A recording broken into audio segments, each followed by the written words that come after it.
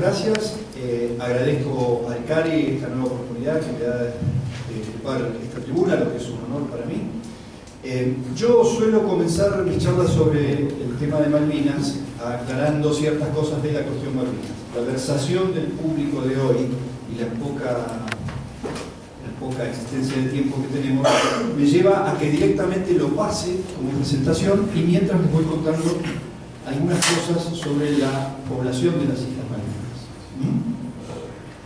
Es importante destacar que el domingo 9 de octubre hubo un censo en Malvinas, llevado por el ilegítimo gobierno, pero del cual no tenemos resultados disponibles todavía. En ninguno de los sitios, los lugares habituales donde suelen salir los resultados de esto. Entonces yo, para lo que voy a decir, sobre todo al final, me manejo con las cifras del censo del año 2012. Y como comparo un poco con la Argentina, con las cifras de nuestro último censo en el 2010. Quiero aclarar que también, si nos referimos a la población de las Malvinas, no podemos dejar de mencionar los otros dos archipiélagos que son objeto de la cuestión Malvinas, Georgias del Sur y Sandwich, como bien apuntó el senador Solari Irigoyen.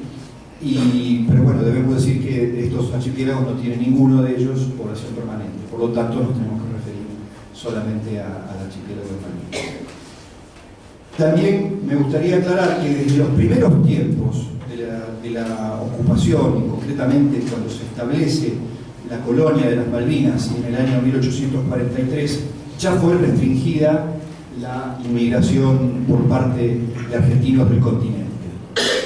Esto y las relaciones que subsecuentemente vinieron desde 1833 lo analiza muy bien el senador Solari Irigoyen en su libro sobre el Malvinas, lo que no cuentan los ingleses, 1833-1982. Estas relaciones siempre fueron fluidas y, como él lo muestra, también hubo gran cantidad de población malvinense que vino a establecerse en el continente. Pero bueno, nosotros vamos a analizar un aspecto un poquito más restringido. La actitud del gobierno del Reino Unido hacia la población y hacia la autodeterminación han sido también expuestas muy claramente con cifras, con datos, con hechos, Zahlen, Daten, Fakten, como dicen los alemanes, por Pastorino, Álvarez y Rosa en su libro Colonialismo en el siglo XXI. En él se analizan además los casos de la isla de Diego García del archipiélago de Chagos, la isla de Banaba y el de las islas Turcas y Caicos. En particular, en este último territorio, en 2009, se pasó al gobierno directo. Eso es una institución que tienen los territorios británicos de ultramar en sus pretendidas constituciones, que hace que fenezcan todas las autoridades pretendidamente democráticas y prime la autoridad del gobernador, quien es representante directo del rey de Inglaterra, del rey del Reino Unido. Como características de la población malvinense, podemos dar, por ejemplo, que para ser habitante de las islas hay seis categorías. El estatus de malvinense, el residente permanente, aquellos que tienen permiso de visita o permiso de trabajo temporal o permiso de residencia no permanente o permiso de trabajo. Todos ellos, salvo el estatus de malvinense, son otorgados por el funcionario principal de migración, que es el jefe de policía, con una última instancia en el gobernador. El gobernador, yo acá en el escrito lo tengo siempre entrecomillado porque es una autoridad ilegítima. Según esto que decimos, estas seis categorías tienen todas, menos el estatus de malvinense, una apelación al gobernador. El gobernador la puede retirar. Por lo tanto, la permanencia del 29,8% de la población de las islas depende en última instancia de una decisión del gobernador. En números de la población total de la Argentina, esto sería como si dependiera de una orden del Ejecutivo la permanencia de 15 millones de argentinos, más o menos. Bueno, la principal característica de la población malvinense es que tienen una demografía controlada a través de dos mecanismos: la renovación periódica más la reposición o trasplante periódico para mantener su composición demográfica. Y yo agregaría ideológica. Esto significa, como apuntaba el senador Solari Irigoyen, es una muy pequeña minoría, no muy pequeña, pero es una minoría, la de los que son nacidos en las islas y que son población, podríamos llamarle autóctona, o, bueno, ya se señaló por supuesto que todos los habitantes vinieron después de la toma de las islas en 1833, ¿no? La declinación de la población nacida en las islas es constante, lo que ha llevado a que hoy, esto es para el censo de 2012, los nacidos fueran solamente el 47,1% frente al 52,9% que proviene de otros países.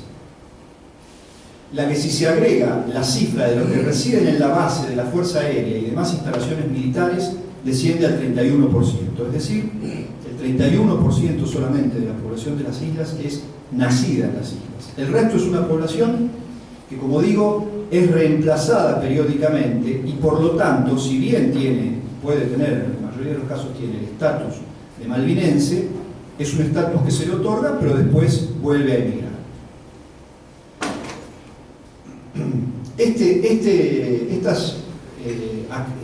Estas son las características de la política migratoria, que han sido, como digo, muy bien descritas en el libro de Pastorino y los demás sobre el colonialismo en el siglo XXI. Es un libro reciente y que recomiendo a todos que lo lean, porque ahí está claramente mostrados los mecanismos que utiliza el Reino Unido para mantenerse. Pero también realizan otras maniobras, además de las que se describen perfectamente en este libro, como digo. Hay maniobras, por ejemplo, para atraer las simpatías hacia la población malvinense, porque la población malvinense está usada como instrumento de esta política para mantener las islas en posesión británica. Por ejemplo, una maniobra de estas es un concurso universitario que el gobierno británico, a través del gobierno de las islas, organizó y tituló ¿Por qué me gustaría encontrar a mis vecinos en las Islas Falkland? Está dirigido a Uruguay, Brasil y Chile, y van a premiar al estudiante de cada país que realice el mejor video de 1 minuto contestando a esa pregunta. Ya salieron los resultados, obviamente los videos los subieron a internet, en YouTube, y así tenemos un brasileño, una uruguaya y una chilena diciendo por qué les gustaría conocer a sus vecinos de las Islas Malvinas. Por supuesto en inglés. Otra acción que desarrollan es la de enviar a los ilegales también, representantes de los habitantes de las Malvinas, estas personas que son miembros de la Asamblea Legislativa, como se llama ahora, a realizar diversas acciones en distintos países, sobre todo de América. Y otra, como ejemplo, el gobierno de las islas convocó a un concurso fotográfico para exhibir en una galería londinense con motivo del 35º aniversario de la guerra, o como la queramos llamar, ellos muchas veces utilizan la palabra guerra, el 35º aniversario del conflicto armado, como muestra del desarrollo alcanzado y como promoción de su historia y de su medio ambiente. También una nota que esto ya no es tanto simpatía, sino que es buscar desarrollar teorías, buscar desarrollar, crear doctrina. Se ha convocado a un simposio que se denominó Comprendiendo la libre determinación en pequeños estados y microterritorios. Se hizo ahora el jueves 13 y el viernes 14 de octubre en Gibraltar, y al que asistieron numerosos profesores de varias universidades del mundo. Y además el miembro de la ilegal Asamblea Legislativa de las Islas Malvinas, Ian Hansen. Bueno, frente a estas notas de la población, que trato de resumir ampliamente, nosotros como población argentina, lo que se subrayaba acá recién, los 40 millones de argentinos que vivimos en el continente, vemos limitadas nuestras capacidades en inversiones y compra de tierras, y vemos limitada nuestra capacidad de trabajar en las Islas Malvinas, ¿sí? Pero de eso casi nadie se acuerda, por cierto, no los británicos ni los malvinenses. Cito, para después hacer una comparación, un párrafo del libro de Pastorino, Álvarez y Rosa. La población de los territorios británicos de ultramar es entonces una variable que se ajusta a este fin, el del mantenimiento de la posesión británica de los territorios. Cuando ella resulta un obstáculo, la expulsa, como ha ocurrido en la isla Diego García y en la isla Banaba. Cuando procura genuinamente determinarse, la somete, como sucede en Turcas y Caicos. Y cuando esta es una herramienta que le permite legitimar este objetivo, la controla para que sea funcional a este fin, como sucede en Malvinas. Bueno, vamos a hacer una pequeña comparación, y con esto le doy la palabra al embajador Ricardes, entre las poblaciones de las islas y del continente. La población total de las islas es de 2.932 personas. Se reparte el 75% en Stanley, que es como lo llaman en su ciudad, y el 12% en el campo, como llaman la zona rural. El 13% en la base RAF Mont Pleasant. Mejor dicho, en todas las instalaciones militares, es en todo el personal militar y sus dependientes, aunque estos no figuran normalmente en el censo de las islas, se los calcula. Pero más o menos así está distribuido. A modo de comparación, se puede decir, y ahora me refiero solamente a los 2.932, se puede decir que los departamentos de Caleu, cabecera La Adela, y Chalileo, cabecera Santa Isabel, de la provincia de La Pampa, tienen respectivamente 2.313, que está por debajo, y 2.985 habitantes, el que está por arriba. Para tener una idea de lo que queremos decir cuando hablamos de camp, podemos decir que los pueblos de las islas más habitados son Goose Green, con 40 habitantes, Port Howard, con 22, Bahía Fox, o Fox Bay, Bahía Zorro, con 22, y Hill Cove, con 16. Para tener una idea de las cifras que estamos manejando cuando hablamos de los habitantes de las Malvinas y cuando los británicos invocan el derecho a la libre determinación del pueblo malvinense.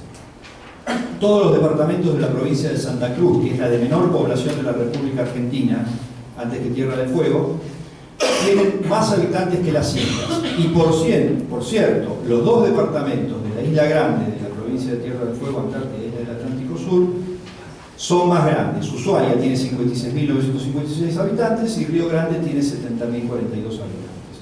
Con lo cual, estas islas serían el anteúltimo departamento en población de toda la Argentina, justo antes que la Antártida, que es el otro departamento de Tierra del Fuego, Antártida y del Atlántico Sur.